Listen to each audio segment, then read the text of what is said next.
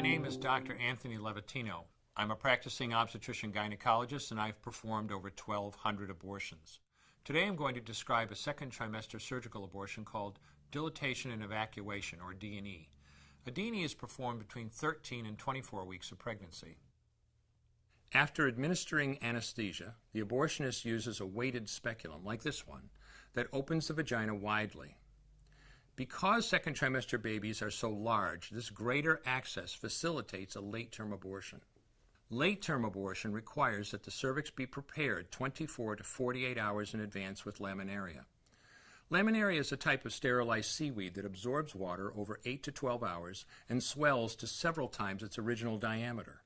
Once removed, metal dilators can be used to further open the cervix as needed. Once the cervix has been stretched open, the suction tube is placed inside.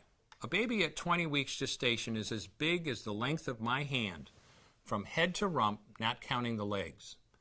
The suction machine is turned on, and pale yellow amniotic fluid surrounding the baby is suctioned out through the catheters. With babies this big, they don't fit through catheters this size. The baby's bones and skull are too strong to be torn apart by suction alone. This is a Sofer clamp.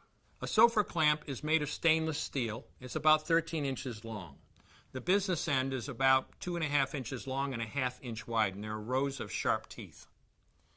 This is a grasping instrument. When it gets a hold of something, it does not let go. The abortionist uses this clamp to grasp an arm or leg. Once he has a firm grip, the abortionist pulls hard in order to tear the limb from the baby's body. One by one, the rest of the limbs are removed, along with the intestines, the spine, and the heart and lungs.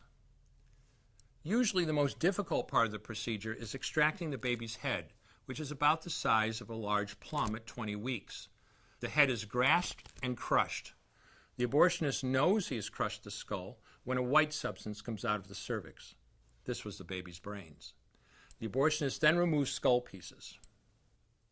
He removes the placenta and any leftover parts of the baby with a curette, scraping the lining of the uterus for any remaining tissue.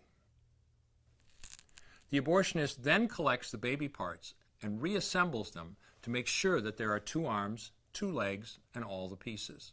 Once all the parts have been accounted for, the abortion is complete. For the woman, this procedure carries a significant risk of major complications, including perforation or laceration of the uterus or cervix, with possible damage to the bowel, bladder, and other maternal organs. Infection and hemorrhage can also occur, which can even lead to death. Future pregnancies are also at greater risk for loss or premature delivery due to abortion-related trauma and injury to the cervix. As I mentioned at the beginning, I'm Dr. Antъни Levatino, and in the early part of my career as an OBGYN, I performed over 1,200 abortions. One day, after completing one of those abortions, I looked at the remains of a preborn child whose life I had ended, and all I could see was someone's son or daughter. I came to realize that killing a baby at any stage of pregnancy for any reason is wrong. I want you to know today, no matter where you're at or what you've done, you can change. Make a decision today to protect the preborn. Thank you for your time. I will no longer do any more abortions. When you finally figure out that killing a baby that big for money is wrong, that it doesn't take you too long to figure out it doesn't matter if the baby is this big or this big or this big or maybe even this big, it's all the same. And I haven't done any since then, and I never will.